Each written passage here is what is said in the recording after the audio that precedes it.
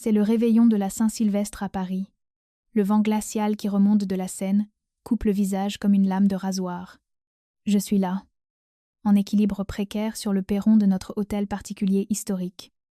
Dans le 16e arrondissement, je tente de reprendre mes esprits après que mon père, Henry, m'a physiquement jeté dehors. Ma valise heurte un tas de neige sale à côté de moi. « Dégage avant que j'appelle les flics !» hurle-t-il. À l'intérieur, mon frère Maxime applaudit lentement, un sourire narquois aux lèvres, tenant la coupe de champagne millésimée que j'ai moi-même payée. Je ne pleure pas, je rajuste mon manteau. Je décoche un sourire glacial et je murmure, avec plaisir. Endeston, 2 heures plus tard. La rue est inondée de gyrophares bleus. Ils ne sont pas là pour moi, ils sont là pour les locataires. Arrêtez de scroller. Si votre famille vous jetait à la rue le soir du Nouvel An, est-ce que vous partiriez la tête basse? Ou est-ce que vous joueriez la carte maîtresse que vous cachez dans votre manche depuis 3 ans? Dites-moi en commentaire d'où vous regardez ça. Parce que je veux voir jusqu'où cette histoire va voyager. Je suis assise dans ma voiture, garée 3 maisons plus loin. Le moteur tourne. Le chauffage lutte contre l'hiver parisien. Mais mes mains restent gelées. Je ne regarde pas cette maison comme une fille qui vient d'être expulsée. Je la regarde comme un expert comptable judiciaire qui observe une scène de crime. J'ouvre mon ordinateur portable. L'écran projette une lueur bleutée dans l'habitacle sombre, illuminant le tableur qui est mon compagnon secret depuis 8 ans. Je l'appelle le grand livre du silence. La plupart des gens pensent que la violence financière est bruyante. Ils imaginent des cartes de crédit volées ou des comptes d'épargne vidés. Mais dans ma famille, la maltraitance était une transaction. C'était un abonnement que je payais pour avoir le privilège d'être toléré. Je fais défiler les colonnes. Ligne 4. Janvier 2017. 6 000 € envoyés à mon père. Henry. Pour la taxe foncière qui? Disait-il. L'étouffait. Ligne 12. Août 2018. 40 000 € virés pour l'opération médicale d'urgence de ma mère. Elle m'a dit que c'était le cœur. 2 semaines plus tard, elle est rentrée avec un nouveau menton et des paupières retendues. Je n'ai jamais demandé le remboursement. J'ai juste enregistré l'écriture comptable. Et puis, il y a les dépenses de Maxime, mon frère, l'artiste, l'entrepreneur, le visionnaire qui n'a jamais su voir plus loin que son propre reflet. Ligne 24. 15 000 € pour son café conceptuel raté. Ligne 36. 22 000 € de frais d'avocat, après une bagarre dans un bar dont il jurait ne pas être responsable. Ça continue. Encore et encore. 8 ans de virement. 96 mois de prélèvement automatique. Valeur totale. 576 000 €. Un demi-million investi dans des gens qui viennent de balancer ma valise dans la neige. Vous vous demandez peu. Être pourquoi une femme qui traque la fraude financière pour gagner sa vie se laisserait escroquer par son propre sang. C'est une question légitime. La réponse n'est pas la stupidité. C'est le conditionnement. C'est le piège de la cruauté normalisée. Quand vous grandissez dans une maison où l'affection est une denrée rare, vous apprenez à l'acheter. Vous apprenez que votre valeur n'est pas intrinsèque. Elle est utilitaire. Je ne les payais pas parce que je pensais qu'ils m'aimaient. Je les payais parce que je pensais que c'était le loyer que je devais pour occuper un peu d'espace dans leur monde. Ils m'ont dressé à croire que leur cruauté était simplement le coût des affaires. Et comme un bon auditeur, j'ai continué à équilibrer les comptes, espérant que si je payais assez, un jour, la dette serait soldée. Mais ce soir, en regardant la lumière chaude et jaune qui s'échappe des fenêtres où ils boivent mon champagne, je réalise que le compte ne sera jamais soldé. Il n'y a pas de montant assez élevé pour acheter leur respect. Ils ne me voient pas comme une sauveuse. Ils me voient comme une ressource. Et les ressources n'ont pas de sentiments. Elles n'ont pas de limites. On les utilise jusqu'à ce qu'elles soient vides. Je regarde le total en bas du tableau une dernière fois.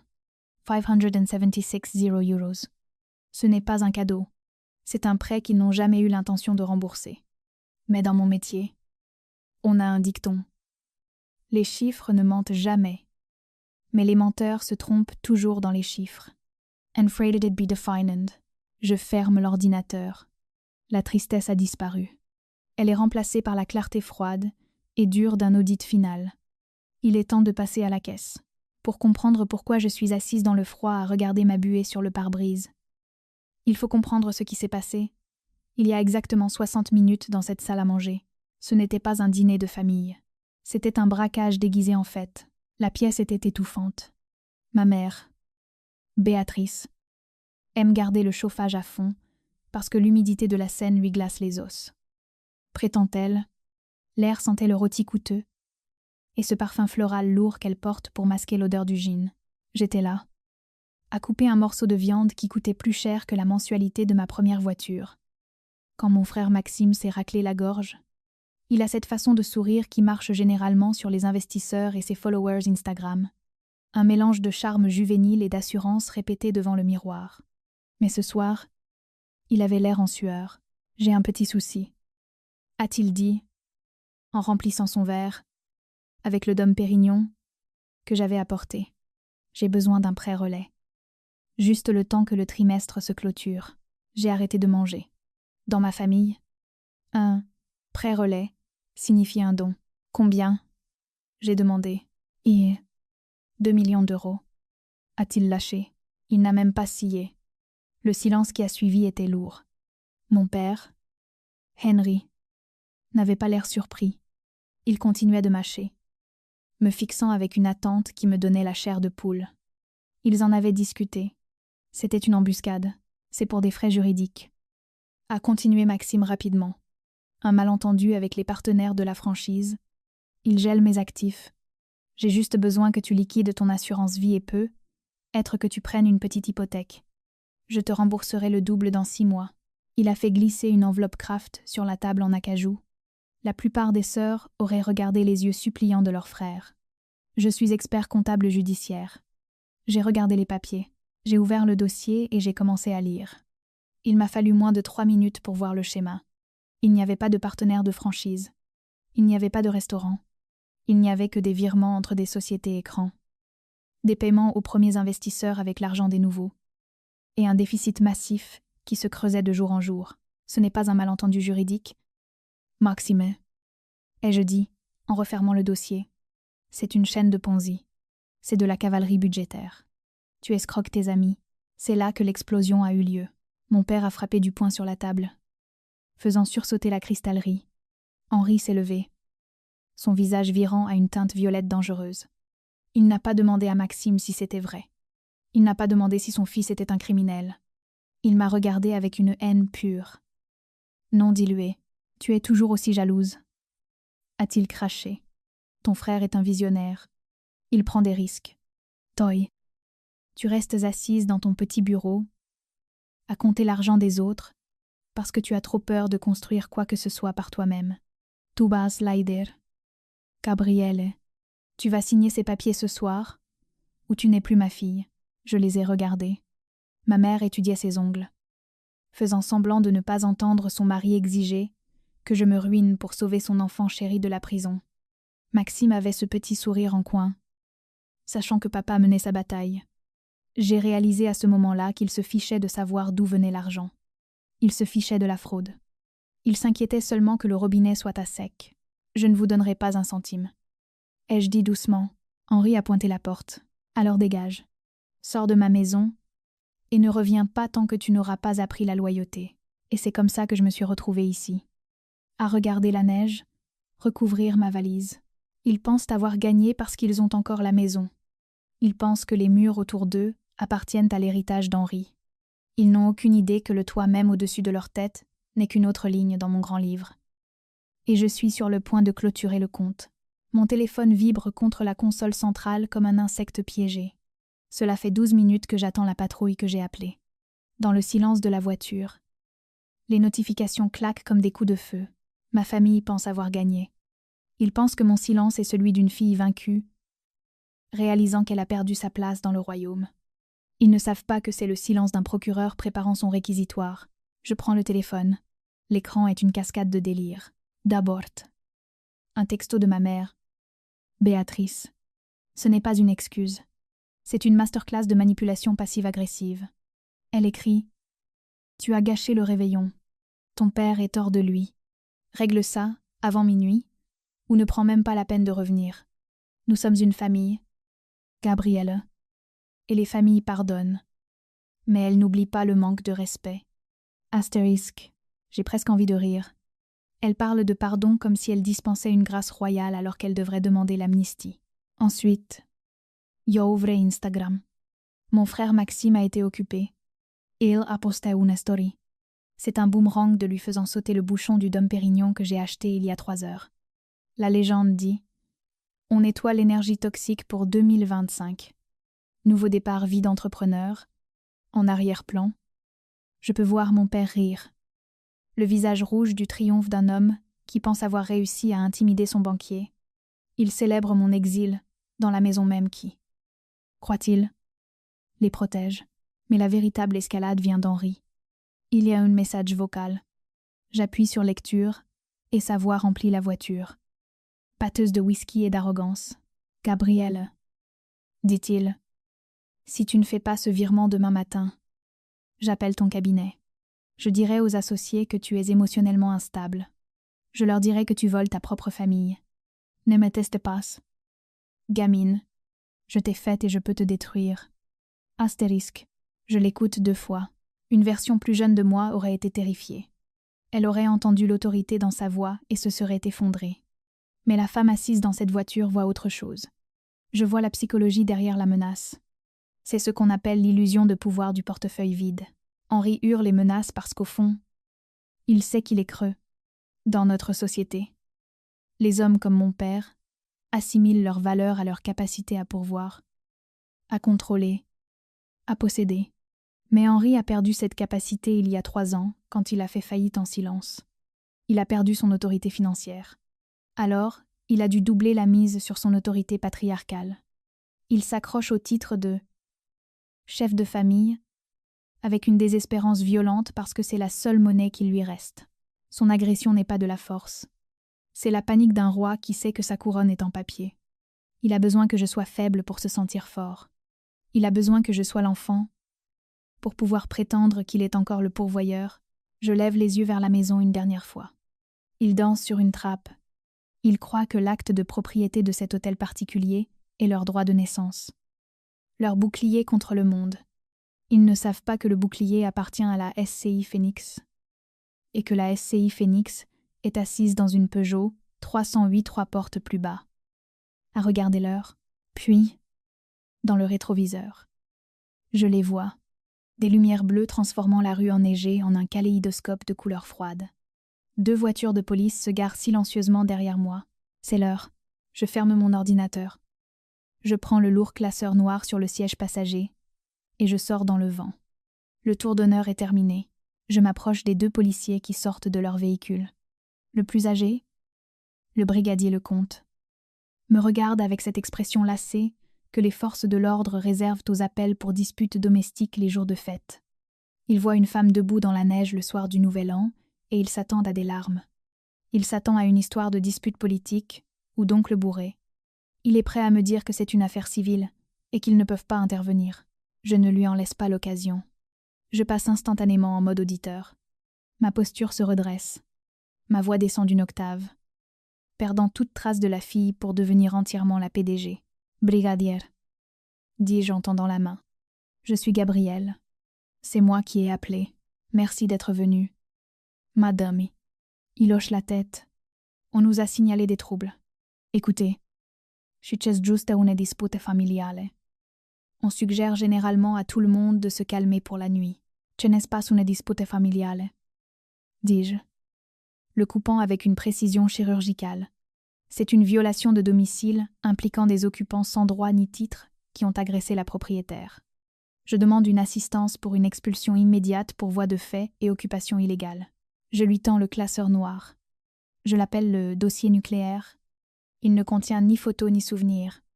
Il contient la seule chose qui compte dans les beaux quartiers. Une trace écrite. Il l'ouvre. Braquant sa lampe torche sur la première page. C'est un acte de vente daté d'il y a 3 ans. « Vous êtes propriétaire de ce bien ?» demande-t-il. Les sourcils haussés. Via une société civile immobilière. J'explique. La SCI Phoenix. Je suis l'associé unique. C'est le secret que j'ai gardé verrouillé dans ma poitrine pendant 36 mois. Il y a 3 ans. Mon père. le grand spéculateur immobilier, a fait faillite en silence. Il avait hypothéqué la maison familiale pour couvrir de mauvais paris sur des zones commerciales qui n'ont jamais été approuvées. La banque a saisi. Ça allait être une vente aux enchères publiques. La honte l'aurait tué. Alors, je suis intervenue. J'ai utilisé mes économies. L'argent que j'avais gagné en trouvant des actifs cachés pour des avocats spécialisés en divorce. Et j'ai racheté la dette. J'ai racheté la maison à la banque avant même que le panneau « à vendre » ne soit planté dans la cour. J'ai créé la SCI Phoenix pour que mon père ne sache jamais que son sauveur était la fille qu'il méprisait. Je leur ai dit qu'un investisseur privé l'avait achetée et avait accepté de les laisser rester comme gardiens pour maintenir la valeur historique. Regardez la page 4. Brigadier, dis-je en pointant un paragraphe surligné.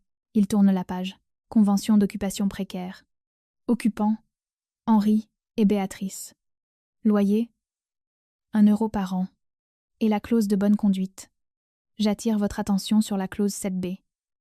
Les occupants conviennent que tout acte de violence verbale, d'agression physique ou de harcèlement envers le propriétaire ou ses représentants constitue une rupture immédiate de la convention et la perte de tout droit d'occupation. Asterisk. Ce soir, quand Henri m'a jeté dans la neige, il n'a pas seulement agressé sa fille, il a agressé la gérante de la SCI Phoenix. Il a violé la clause 7b. Ils pensent qu'ils sont chez eux. Marmonne le policier en levant les yeux vers la maison où la musique bat encore son plein. Ils pensent beaucoup de choses. Dis-je froidement. Ils pensent qu'ils sont de la royauté. Mais légalement, ce sont des occupants précaires dont le contrat vient d'expirer. Et je ferme le bâtiment. Le policier referme le classeur. La lassitude a disparu de son visage, remplacée par une vigilance professionnelle. Il regarde la maison, puis me regarde à nouveau. Bon, Madame Gabrielle, on va aller avoir une petite conversation avec vous. Occupant, je marche vers la maison avec 2 policiers à mes côtés. Je ne tremble plus. Je ressens cette même clarté froide que j'ai avant de remettre une assignation à un PDG qui pense avoir parfaitement dissimulé sa fraude. L'audit est terminé. Le jugement est proche, alors que nos bottes crissent sur l'allée gelée. Mon esprit n'est pas sur l'expulsion. Il est sur le secret que je n'ai jamais dit à la police. Le vol à double détente. Les gens supposent que j'ai acheté cette maison pour faire un pied de nez à mon père. Ils ont tort. Je l'ai achetée parce qu'il y a 3 ans, dans la corbeille numérique de son ordinateur, j'ai trouvé la vérité. Des virements massifs vidant la retraite de mes parents. 400 000 € siphonnés vers une société écran au Caïman nommée J-Prime Ventures. L'enfant prodige n'avait pas perdu son propre argent. Il avait vidé la pension complète de nos parents pour financer ses locations de supercars et ses soirées. Ils pensent qu'ils sont en sécurité, avec un fonds à haut rendement. En réalité, ils sont ruinés. Et leur fils préféré les a dépouillés. J'aurais pu l'envoyer en prison. Mais cela aurait détruit ma mère. Alors, j'ai utilisé chaque euro gagné à traquer des actifs cachés pour des entreprises du CAC 40 et j'ai acheté la maison pour leur éviter la rue. J'ai blanchi leur survie. Et ce soir, Maxime a essayé de voler à nouveau. Cette fois en hypothéquant fois ma foi propriété pour couvrir son système de Ponzi qui s'effondre. Il le célèbre tout en préparant mon exil. Des victimes vénérant leur bourreau, sur le perron. Le brigadier Lecomte frappe. Mon père ouvre la porte. Suffisant. Verre de whisky à la main, s'attendant à ce que la police vienne faire respecter sa loi. Au lieu de cela, Lecomte s'écarte. Je montre l'acte de propriété. SCI Phoenix. Propriétaire. Le verre de whisky se brise à ses pieds. Maxime hurle. Au voleur.